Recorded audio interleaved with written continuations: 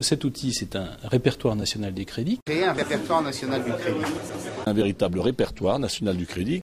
Les leaders du nouveau centre n'ont peut-être que ça à la bouche, mais leur réponse au problème du surendettement réjouit dans les rangs du parti. La vocation sociale du nouveau centre se mesure bien en accordant de l'importance à ce sujet. Je suis très heureux également de constater que des membres du nouveau centre proposent aussi des projets de loi. Mais à quoi sert vraiment ce répertoire du crédit ? Ce soir, au carrefour des centres, les auteurs du texte se sont expliqués. Chaque banque pourra l'utiliser pour consulter le niveau d'endettement des clients en attente d'un prêt, une manière d'optimiser l'octroi du crédit aux Français solvables tout en évitant aux plus endettés un nouvel emprunt qu'ils ne pourraient pas rembourser. Et l'idée a déjà fait du chemin chez nos voisins européens. Ce système, il existe dans toute l'Europe. Il n'y a pas un seul de nos voisins qui n'ont pas de répertoire national du crédit. En France, ça coince parce que les banques n'en veulent pas, parce que ça leur permet de faire de bonnes affaires. Car selon cette proposition, les banques sont mises face à leurs responsabilités.